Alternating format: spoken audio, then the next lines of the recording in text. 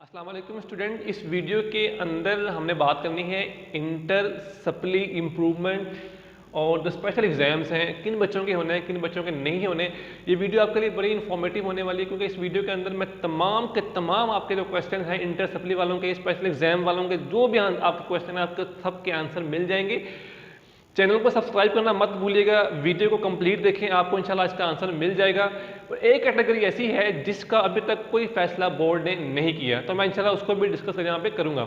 लेकिन स्टार्ट करते हैं। हमारे पास सबसे पहले improvement category 1 student improving part 2। ऐसे बच्चे जो पार्ट 2 इम्प्रूव कर रहे थे, कोरोना आ गया, उनका पेपर नहीं हुआ, तो इट मीन उनके नंबर पार्ट 1 की बेस पे लगेंगे। कैसे लगेंगे? Obtain marks is equal to 2 multiply by marks in part 1 plus previous year marks in practicals. मान लें एक बच्चा है जिसके नंबर पार्ट 1 में थे 400, उसको 2 से मल्टीप्लाई करेंगे और उसके जो प्रैक्टिकल के मार्क्स थे टोटल वो ऐड करेंगे, उसका आंसर आएगा 860। तो ये मैंने एक केस लिया है, आपके जितने हैं आप उसके अकॉर्डिंग, इस फार्मूले के अकॉर्डिंग अपनी वैल्यूज पुट करें, अपने नंबर पुट करें, आपका आंसर आ जाएगा। पहली बात क्लियर होगी। अब इम्प्रूवमेंट कैटेगरी 2 पे आते हैं। ऐसे बच्चे जो इम्प्रूव कर रहे थे पार्ट 1 को, तो उनके लिए भी सेम यही फार्मूला होगा, बस यहाँ पे क्या आ जाएगा, पार्ट 2 आ जाएगा। ठीक है, तो इसमें वैल्यूज पुट करेंगे अपनी बच्चे, उनका आंसर आ जाएगा। और प्रैक्टिकल के मार्क्स जो है वो सेम रहेंगे, वो चेंज नहीं होंगे। अब इंप्रूवमेंट कैटेगरी 3 पे आते हैं। इंप्रूवमेंट कैटेगरी 3 ये बड़ी इंपॉर्टेंट है ये वाली। उसमें कहते हैं स्टूडेंट इंप्रूविंग या रिपीट सम सब्जेक्ट, जो बच्चे कुछ सब्जेक्ट को रिपीट कर रहे थे। ठीक है, ये पार्ट 1 के या पार्ट 2 के जो भी थे। अच्छा, अब उनका केस क्या होगा? मैं आपको एक आसान सी मिसाल दूँ। मैं मान लें कि एक बच्चा है जिसने केमिस्ट्री इम्प्रूव की है। ठीक है, अब एक बच्चे के केमिस्ट्री के अंदर पार्ट 1 में मार्क्स है 40, पार्ट 2 में उसके मार्क्स है 75।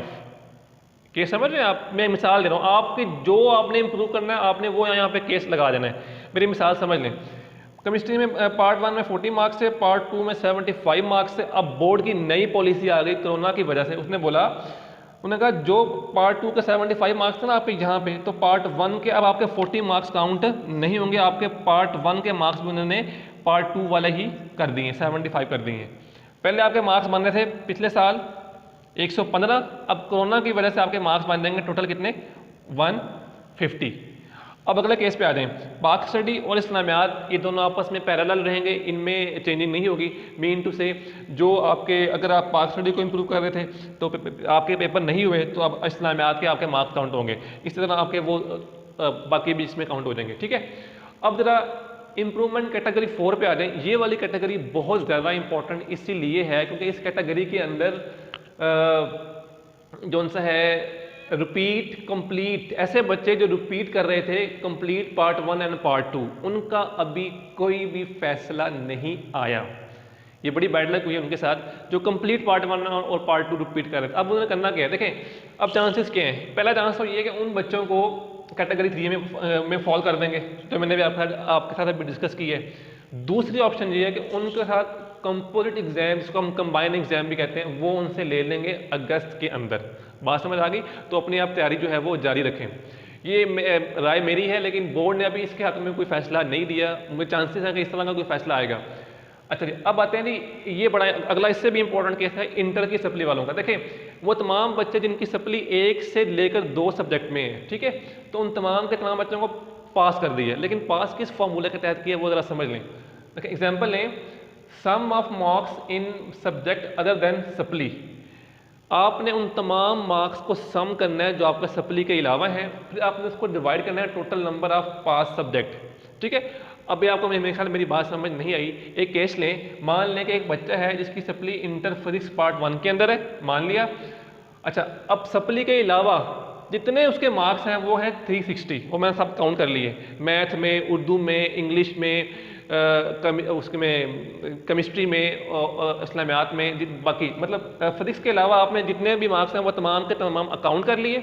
ओके, और फिर डिवाइड किया आपने जिससे total number of pass subject, जितने उसने सब्जेक्ट पास किए थे वो 6 थे मेरे, उससे डिवाइड किया तो मेरा आंसर आया 60।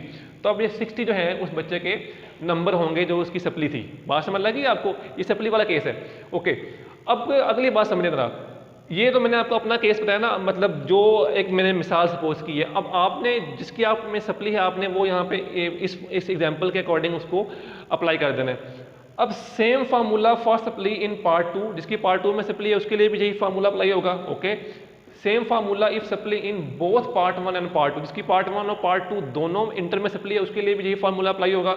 ओके, लास्ट चांस वाले स्टूडेंट के लिए भी यही फार्मूला अप्लाई होगा, उनको भी जो है वो पास कर दिया गया है। पास तो कर दिया है लेकिन उनके नंबर कितने होंगे वो उन्होंने इस फार्मूले के तहत निकाल लेने हैं। इस फार्मूले को नोट कर लें, ठीक हो गया।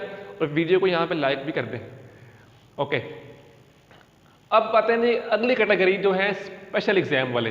स्पेशल एग्जाम वाले बच्चे समझ ले बात बड़े गौर से, हर एक का स्पेशल एग्जाम नहीं होगा, कुछ पॉइंट्स हैं जिनका एग्जाम्स होगा, वो मैंने पॉइंट यहाँ पे लिख दिए।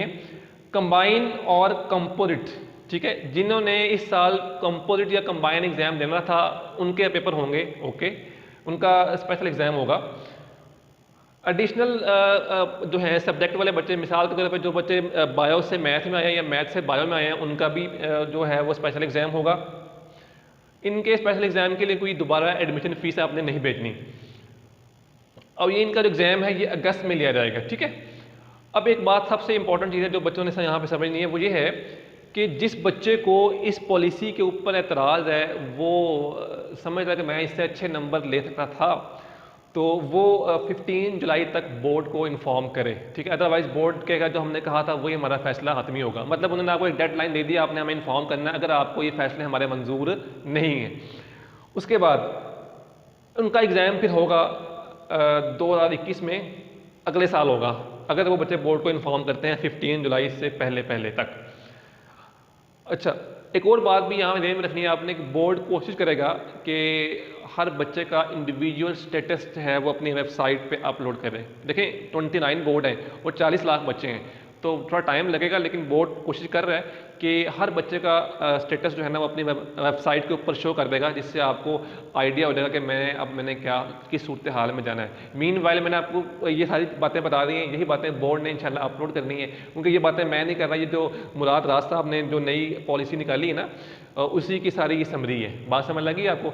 और अगर आपको वीडियो अच्छी लगी है तो इसको लाइक ज़रूर करें, इसको चैनल को सब्सक्राइब भी करें अगर आप यहाँ पे नए हैं। और इंशाल्लाह मैं आने वाली वीडियो के अंदर भी आपके जितने क्वेश्चंस होंगे मुझे कमेंट में बता दें, मैं आपको कोशिश करूँगा कि वहाँ पे आंसर कर दूँ, नहीं तो आपको मैं उसकी वीडियो भी बना के सारे आंसर कर दूँगा।